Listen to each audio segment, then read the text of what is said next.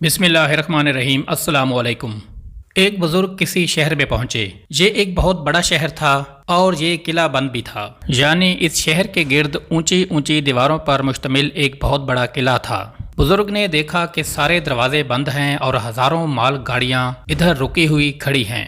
دن کا وقت ہے اور شہر میں بالکل آمد و رفت نہیں ہے۔ ان بزرگ کو بڑی حیرت ہوئی کہ اتنا بڑا تجارتی شہر ہے لیکن اس کے تو دروازے ہی بند ہیں۔ انہوں نے آگے جا کر لوگوں سے پوچھا، بھائی یہ شہر کے دروازے کیوں بند ہیں؟ لوگوں نے جواب دیا کہ صاحب بات یہ ہے کہ بادشاہ کا باز گم ہو گیا ہے، اسی لیے بادشاہ نے کہا ہے کہ شہر کے دروازے بند کر دو تاکہ باز باہر نہ جا سکے، اور اب بادشاہ کے سپاہی اس باز کو جگہ جگہ ڈھونڈتے پھر رہے ہیں۔ بزرگ بڑی حیرت میں رہ گئے کہ بادشاہ بیوقوف ہے کہ ایک پرندے کے لیے دروازے بند کیے ہیں، بھلا وہ اڑ کر بھی تو جا سکتا ہے۔ اس نے دل ہی دل میں کہا کہ یہ بادشاہ تو بڑا بیوقوف ہے، اور اللہ تعالیٰ سے عرض کیا کہ یا خدا تیری قدرت کہ یہاں پر ایک ایسا بادشاہ ہے جسے اتنی عقل بھی نہیں کہ جانور کو روکنے کے لیے جال ڈالی جاتی ہے یا پھر شہر کے دروازے بند کیے جاتے ہیں۔ اسے تو ملک دے دیا اور ہم جیسا فاضل جوتیاں پٹکاتا پھر رہا ہے، جس کے اندر علم بھی ہے، معرفت بھی اور کمالات بھی بھرے ہوئے ہیں۔ ہمیں کوئی پوچھنے والا بھی نہیں، ایک وقت کھانا کھا لیا اور ایک وقت فاقہ کر لیا،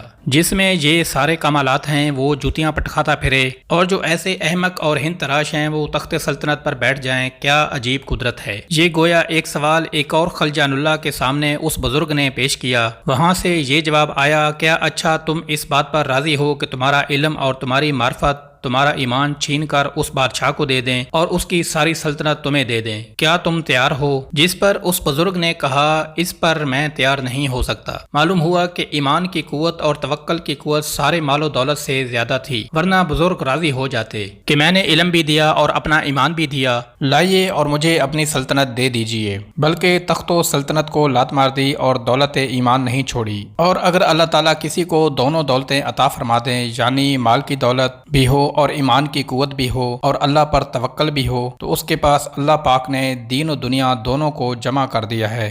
بہرحال دولت دنیا بھی ایک نعمت ہے، لیکن دولت ایمان اس سے کہیں بڑھ کر نعمت ہے۔ اگر دونوں جمع ہو جائیں تو یہ سب سے بڑھ کر نعمت ہے۔